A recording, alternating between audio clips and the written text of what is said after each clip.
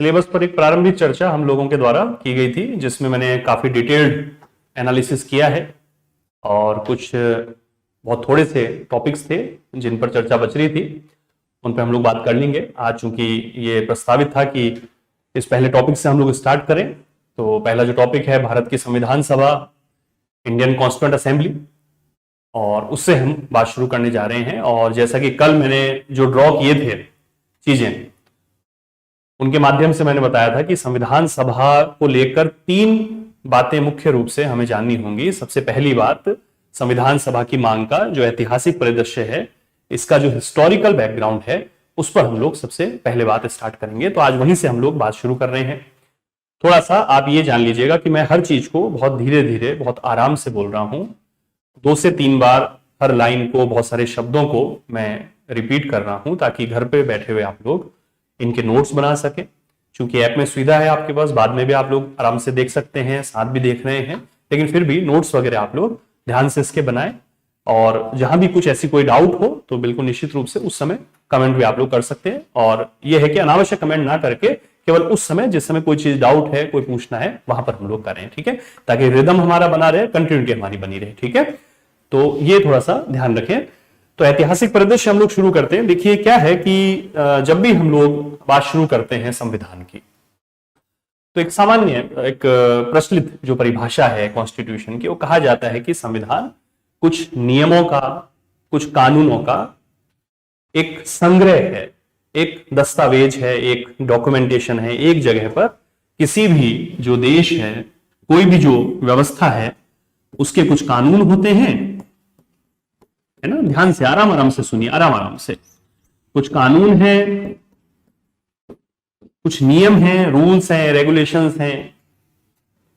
उनको एक जगह पर लिख दिया जाए, लिपिबद्ध कर दिया जाए, संहिताबद्ध कर दिया जाए, कोडिफाइड कर दिया जाए, रिटर्न कर दिया जाए, है ना। मैंने कल भी बोला था कि मैं काफी सारे जो पर्याय हैं शब्द, वो भी इसलिए बोलता हूं ताकि एग्जामिनेशन में पेपर सेटर, देखिए हम क्या है कि क्वेश्चन किस प्रकार के आएंगे उस पर हम लोग निश्चित रूप से बात करते हैं। और वो हमारा जो दावा है या जो हमारा एक पूर्वानुमान है, वो काफी हद तक ठीक बैठता भी है। लेकिन पेपर सेटर की भाषा जो है, वो भाषा केवल पेपर सेटर ही जानता है, ठीक है। तो उसकी भाषा हमें पकड़नी है, तो उसके लिए थोड़ा सा हमें ध्यान होना चाहिए इस बात का कि किस तरह से चीजें चलेंगी। तो मैं ये बात कह रहा हूं कि कॉन्स्टिट्यूशन को लेकर जो एक सामान्य समझ है, प्रारंभिक समझ है, वो ये कहती है कि संविधान कानूनों का और नियमों का एक संग्रह है, एक दस्तावेज है। एक समय पर लिख दिया जाए, कुछ समय लग सकता है उस अवधि में, सामान्य परिभाषा। अलिखित संविधान की बात भी होती है, उसका हम जिक्र यहां नहीं कर रहे, हम बात कर रहे हैं मूल रूप से लिखित संविधान, जैसा कि हमारा संविधान है। और जब बात भारत के संविधान की हम लोग करते हैं, तो भारत के संविधान को केवल नियम और कानूनों के संग्रह के रूप में यदि कहा जाए, तो लगता है कि हम भारत के संविधान को समझ नहीं पाए, जो कि हमें समझना है। तो एक नाम मैं ले रहा हूं, अमूमन क्लासेस में जब शुरुआत हम लोग करते हैं, तो कुछ उन विद्वानों की, उन विशेषज्ञों की बात हम जरूर करते हैं जिन्होंने भारत के संविधान पर काम किया। और परीक्षा के लिहाज से इसलिए महत्वपूर्ण है कि एक प्रश्न पिछले कुछ वर्षों में ये आने लगा है कि संविधान के जो कुछ विशेषज्ञ रहे हैं, कुछ वैदेशिक फॉरेन विशेषज्ञ और कुछ भारत के विशेषज्ञ, ठीक है। ये वो विशेषज्ञ हैं जो वास्तव में, जिन्होंने कॉन्स्टिट्यूशन पर काम किया, भारत के पॉलिटिकल सिस्टम पर काम किया। कल कुछ नाम मैंने बताए भी थे। तो ऐसे कुछ विदेशी विद्वान हमारे पास हैं, जिनमें सबसे पहले हम लोग जो नाम ध्यान करते हैं, वो नाम ध्यान करते हैं ग्रैनविल ऑस्टिन का, उनके साथ मॉरिस जोन्स की हम लोग बात करते हैं, अर्नेस्ट बार्कर का हम लोग नाम लेते हैं। मैं सारे अभी लिखूंगा भी, पहले समझें इसको, ध्यान से सुनो। इनमें से क्वेश्चन आता है, ये भी हमको ध्यान रखना है। केसी वियर का हम लोग नाम लेते हैं, ये कुछ नाम है। आइवर जेनिंग्स का हम लोग नाम लेते हैं, ये वैदेशिक विद्वान है। भारत के बहुत सारे विद्वान हैं दूसरी तरफ। डीडी बसु का नाम हम सब लोग जानते हैं, सुना होता है, नहीं भी सुना तो आप सुन लीजिए। दुर्गादास बसु डीडी बसु के नाम से जानते हैं, जिन्होंने कॉन्स्टिट्यूशन पर काम किया। सुभाष काश्यप हम लोग जिनको जानते हैं, आप लोग सुभाष कश्यप बोलते हैं जनरली, लेकिन उनकी जो किताबें हैं उसमें उनका जो सरनेम लिखा जाता है सुभाष काश्यप। तो काश्यप बोले, कश्यप बोले, यहां कोई दिक्कत नहीं है, लेकिन मूल बात यह कि उन्होंने जो लिखा है, ठीक है। जयनारायण पांडे ने इसके बारे में बहुत कुछ लिखा है, ठीक है। तो जो संविधान के विशेषज्ञ हैं बहुत सारे, तो ग्रैनविल ऑस्टिन का जिक्र मैं इसलिए कर रहा हूं यहां पर, देखिए ध्यान दीजिए। मैं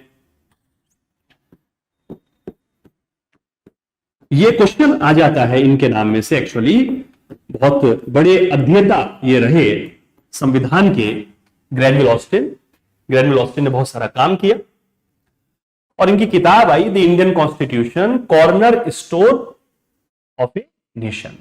ठीक है, ध्यान रखिए। हाँ बिल्कुल, आपके साथियों ने किसने लिखा है, सामाजिक क्रांति का दस्तावेज। बिल्कुल हाँ, तो ये मैं वही बात बताने जा रहा हूं कि कहां लिखा गया है। तो इनकी जो किताब है Indian constitution cornerstone of a nation, उसका हिंदी अनुवाद भी उपलब्ध है, भारतीय संविधान राष्ट्र की आधारशिला। ठीक है, 2017 में इसका हिंदी अनुवाद आ गया था। यह किताब 1970 के दशक में इंग्लिश में ऑक्सफोर्ड यूनिवर्सिटी प्रेस ने छापी थी और उन्होंने भारत के संविधान का बहुत गहन अध्ययन किया। 2 किताबें हैं उनकी। दूसरी किताब का आप लोगों के संदर्भ बहुत उपयोग नहीं है इस समय। पहली ये जो किताब है Indian constitution cornerstone of a nation, भारतीय संविधान राष्ट्र की आधारशिला, और उस किताब में, उस किताब का जो प्राककथन है, प्रीफेस है, उस किताब की जो भूमिका है, उसमें ग्रैनविल ऑस्टिन लिखते हैं कि साहब भारत का जो संविधान है इसे हम केवल नियमों का संग्रह नहीं मान सकते हैं, बल्कि ये सामाजिक क्रांति का, सामाजिक परिवर्तन का, सामाजिक रूपांतरण का दस्तावेज है। समझिएगा, है ना, जो बात मैं कहने जा रहा हूं इसको समझिए।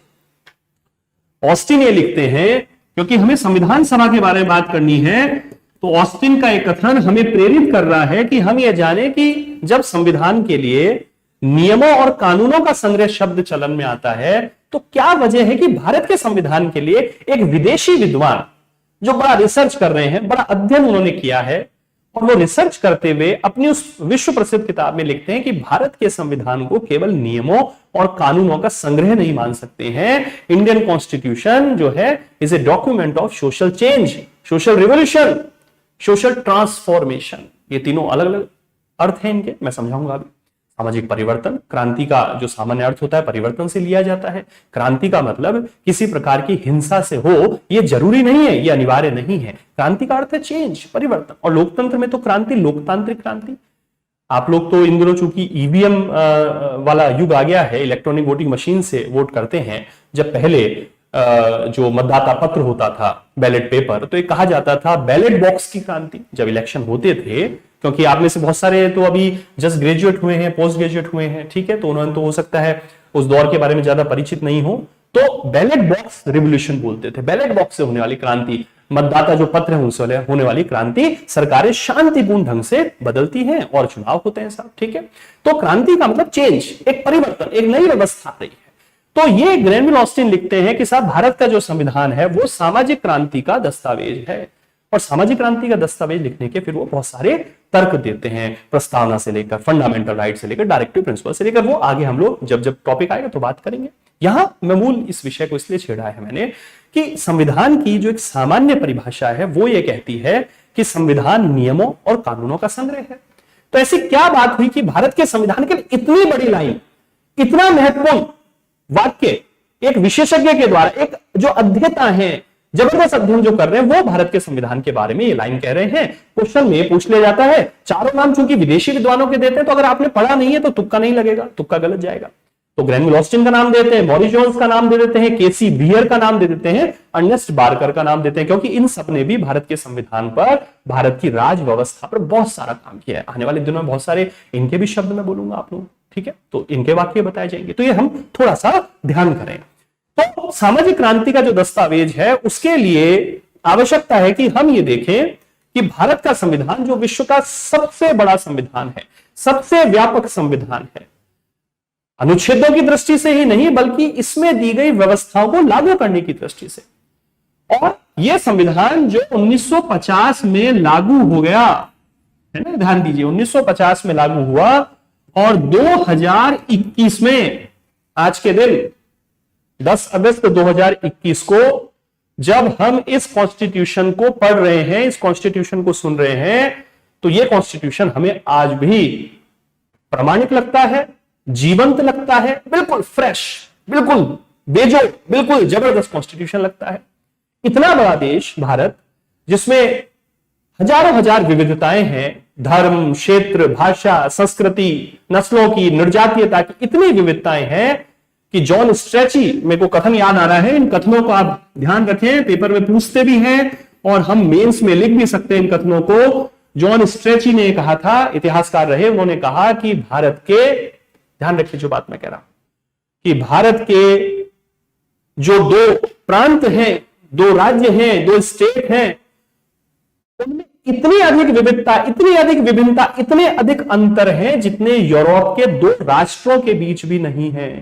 समझिए कितनी महत्वपूर्ण लाइन है। यूरोप के दो राष्ट्रों के बीच उतने, दो देशों के बीच उतने डिफरेंसेस नहीं है जितने भारत के दो स्टेट, दो प्रांतों के, दो प्रोविंसेस के बीच में है।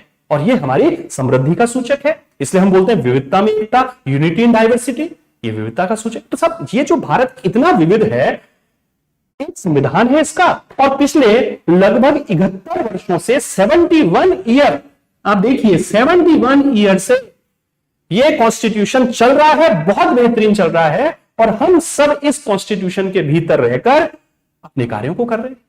हमारी डेमोक्रेसी संचालित हो रही है, हमारी पॉलिटिक्स संचालित हो रही है, हमारी साइंस और टेक्नोलॉजी बढ़ रही है, हमारा इकोनॉमिक्स वाला पार्ट चल रहा है, सब कुछ बेहतर चल रहा है।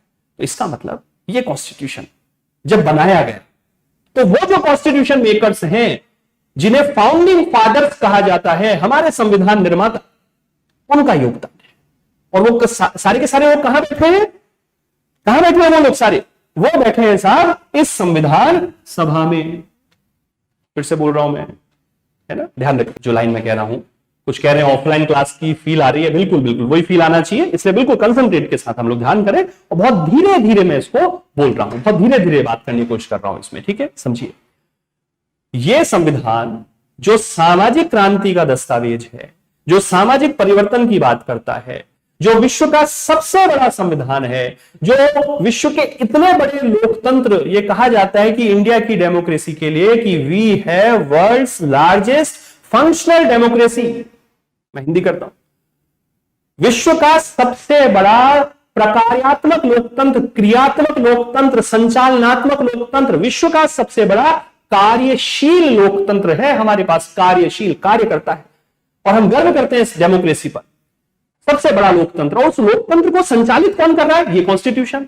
तो इसका मतलब इस कॉन्स्टिट्यूशन का निर्माण अचानक नहीं हो गया, अकस्मात घटना नहीं थी। It was not a sudden incident, ये ध्यान रखें। ये कोई अकस्मात घटना नहीं थी कि चलिए आज दिमाग में आया कि चलिए साहब बैठते हैं एक जगह और कॉन्स्टिट्यूशन की मेकिंग कर लेते हैं। ना ना साहब, बिल्कुल नहीं। ये कॉन्स्टिट्यूशन जिसे आने वाली पीढ़ियों के लिए, यानी हमारे पूर्वज, हम और हमारे आने वाले लोग, उनके भी आने वाले लोग, जो क्रम चलता रहेगा, तो सबके लिए संविधान को काम करना है। तो ये संविधान कुछ ऐसा बनाया जाए, इतना बेहतरीन बनाया जाए कि साहब सब लोगों को ये लगे कि ये कॉन्स्टिट्यूशन हमारे लिए है।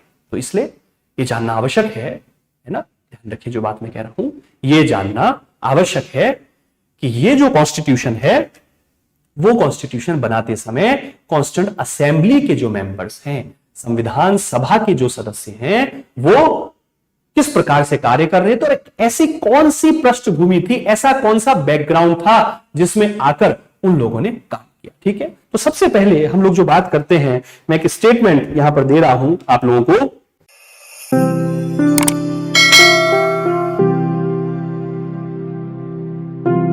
अधिक जानकारी के लिए संपर्क करें पतंजलि, रिद्धि सिद्धि चौराहा के पास, गोपालपुरा बाईपास, जयपुर। कॉल करें 72406 72406।